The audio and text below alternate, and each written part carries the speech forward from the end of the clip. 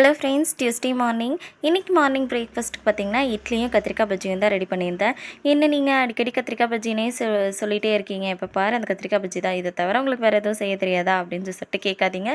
எங்கள் மாமனாருக்கு வந்து கத்திரிக்காயில் செஞ்ச அந்த ஃபுட்டு தான் ரொம்ப பிடிக்கும். ஸோ அதை செஞ்சிட்டோம் அப்படின்னா ஒரு இட்லியோ 2 இட்லியோ சேர்த்து சாப்பிடுவார். அதனால் வாரத்தில் ஒரு 2 டைமாவது இல்லை 3 டைமாவது இந்த கத்திரிக்காய் பஜ்ஜி இல்லைன்னா வந்து கத்திரிக்காய் சாம்பார், கத்திரிக்காய் கிரேவி இந்த மாதிரி ஏதாவது ஒன்று கண்டிப்பாக நான் செஞ்சுருவேன். இன்றைக்கி பாப்பாங்களுக்கு மதியம் லஞ்சுக்கு வந்து பார்த்திங்கன்னா கேரட் சாப்பாடு செஞ்சுருந்தேன். ஸ்நாக்ஸுக்கு வந்து ஆப்பிள் தான் கட் பண்ணி கொடுத்துருந்தேன்.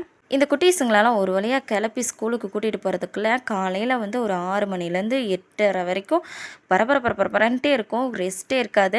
இதில் வந்து இவங்க தொடச்சி போடுற துண்டு கூட எடுத்துகிட்டு போய் காய போடுறது கிடையாது. அதையும் கொண்டு போய் அந்த அவசரத்தில் நம்ம தான் காய பண்ணணும். இந்த மாதிரி யாரெல்லாம் ஃபீல் பண்ணியிருக்கீங்க அப்படின்னு சொல்லிட்டு கண்டிப்பாக கமெண்ட்டில் ஷேர் பண்ணுங்கள். இன்றைக்கி குழந்தைங்கள கூட்டிகிட்டு போகும்போது ஒரு கடையில் எழுதி இருந்ததை பார்த்துட்டு எனக்கு பயங்கரமாக சிரிப்பே வந்துருச்சு.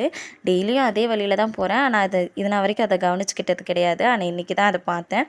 என்னென்னு பார்த்தீங்கன்னா அது வந்து ஒரு ஃபேன்சி ஸ்டோர் மாதிரி ஒரு 12 ரூபாலேருந்து 500 ரூபா வரைக்கும் அங்கே பொருள் இருக்கும். அதுதான் கடை.